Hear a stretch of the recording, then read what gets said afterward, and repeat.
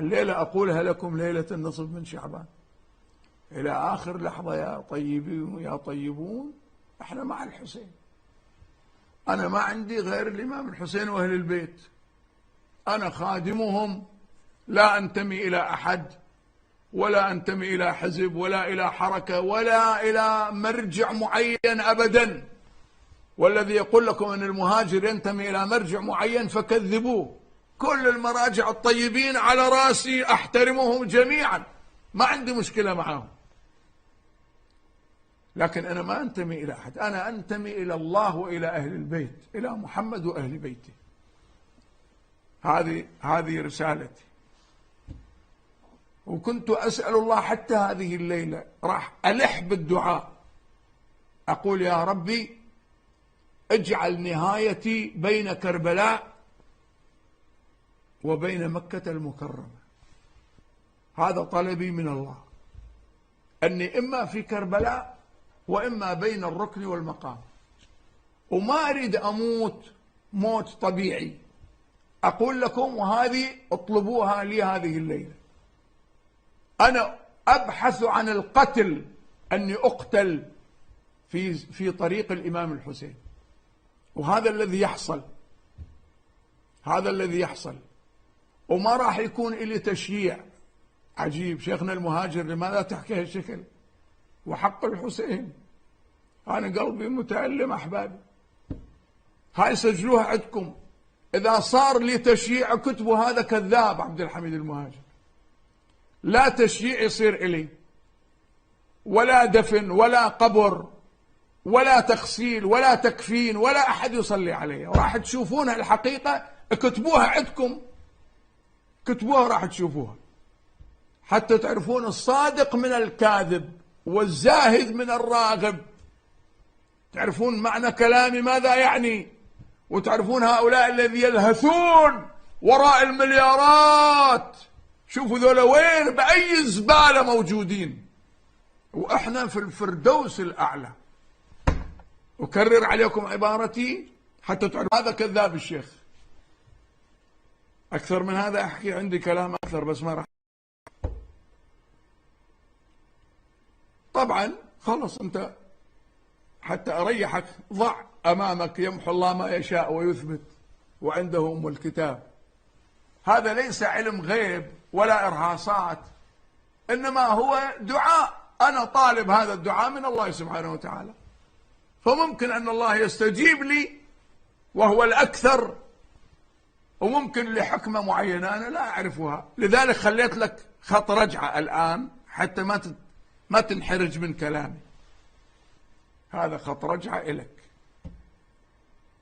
الله يبارك فيك. أنا معاكم إلى آخر نفس، وهذا طلبي الليلة. طلبي أني أستشهد وأقتل، حتى طريقة القتل مخصصها، ما أقتل برصاص أو لا لا لا لا، طريقة القتل خاصة. طريقة القتل لها علاقة بذبح الإمام الحسين سلام الله عليه. هذا الذي أقوله لكم، وما أحاكي هذا الأمر، أنا أول مرة أطرقه أمامكم حتى تعرف هالمجرمين الذين يمنعون هذا المنبر من الروضات الحسينية كم هم مجرمون وخونة ولعناء وموظفين يشتغلون عند الأجانب وعند الاستكبار العالمي. فأنا أقول لكم هاي الكلمة ولا تنسوها. أنا أطلب من الله سبحانه وتعالى وسيعطيني الشهادة، ما أموت موت طبيعي أبدا. أنا موتي وأحسن الموت القتل، وطالب من الله أني أقتل بين كربلاء وبين الركن والمقام، بين كربلاء المقدسة وبين الركن والمقام، إما في كربلاء أو بمكة. هذا المكان اللي أحدده لكم. أيضا اكتبوا عندكم حتى بعدين تقولون الشيخ المهاجر كذاب، الشيخ المهاجر يحكي هالشكل عن الغيب. لا والله، لا غيب ولا هم يحزنون، إنما هو دعاء. سألت الله سبحانه وتعالى بحق محمد وآله الطاهرين، والله سبحانه وتعالى يستجيب دعائي. يستجيب دعائي وراح تشوفون بعينكم. وممكن متى هذا الأمر، وما تدري نفس. الآن واحد يكتب لي شيخنا وما تدري نفس ماذا تكسب غدا وما تدري نفس بأي أرض تموت، كأنه أنا ما أعرف الآية وجاي يذكرني فيها.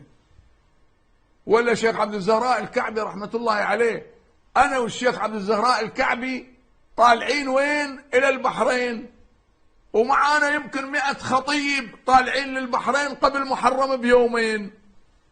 هذه سنة شوف بالضبط سنة 71 ميلادي، سنة 71، يعني ممكن كم سنة قبل؟ أكثر من 50 سنة. فاضطربت الطائرة فينا في الطريق، والشيخ عبد الزهراء جالس عندي رحمة الله عليه، فقلت له أبو علي أخشى أن نقع بالخليج، تحتنا خليج بحر، احنا رايحين للبحرين. التفت إلي الشيخ عبد الزهراء الكعبي، وهذه إله الليلة اقرأوا له سورة ياسين هدول هي الشيخ عبد الزهراء. التفت إلي قال نحن لا نسقط ولا تقع الطائرة بإذن الله لسببين. قلت له وما هما؟ قال السبب الأول أننا قرأنا آية الكرسي، وآية الكرسي تحفظنا. قلت صحيح. والثاني؟ قال الثاني سكت لحظات، فكأنه ما أحب أن يذكر لي. أنا ألححت عليه، قلت له أبو علي عليك الزهرة الزكية هيك باللهجة العراقية، أخبرني أنا أحب. قال ما تتكلم بالموضوع ما دمت حيا. هو يقول لي، قلت له والله العظيم ما أذكر ما دمت أنت حيا والله يطول عمرك آلاف السنين. قال أنا أقتل يوم وفاة الزهراء. هو الشيخ عبد الزهراء يقول أنه هو يقتل يوم وفاة الزهراء، وبالفعل قتل يوم وفاة الزهراء. المعممين البعثيين الخونة اللي موجودين بكربلاء وضعوا له سما في قهوة وأعطوه إياها فشربها، وكان يوم وفاة الزهراء. كان يقرأ بحسينية عبد العباس الهزيم اللي موجودة بالمخيم، وطلع من الحسينية العصر يريد أن يذهب إلى الحلة عند المعلمين يقرأ 10 أيام، وكان مجلس الختام يوم وفاة الزهراء كان الخميس وليلة الجمعة، فأعطوه فنجان فيه سم. وهذا السيد محمود الحسيني الله يذكره بالخير إذا هو موجود، إن شاء الله موجود، صديقنا، يقول أنا كنت عند الشيخ عبد الزهراء الكعبي. فهذا أبو القهوة، إحنا 7 أو 10 يقول، فالشيخ عبد الزهراء الرابع. فماذا يصنع؟ يحمل الفناجين، تعرفون، فالفنجان الأول عادي، الفنجان الثاني عادي، الفنجان الثالث عادي، الفنجان الرابع فيه سم، فهو يصب ويعطي الفناجين إلى أن وصل الشيخ عبد الزهراء الكعبي الفنجان الرابع مسموم، صب القهوة فيه، شرب شيخ عبد الزهراء القهوة. هذا معممين قتلوه، معممين كانوا عندنا في كربلاء، معممين بعثيين خونة، تعرفوهم أنتم، تعرفونهم وما أكثرهم. يقول خلص الشيخ عبد الزهراء تغير وضعه، 5 دقائق تغير.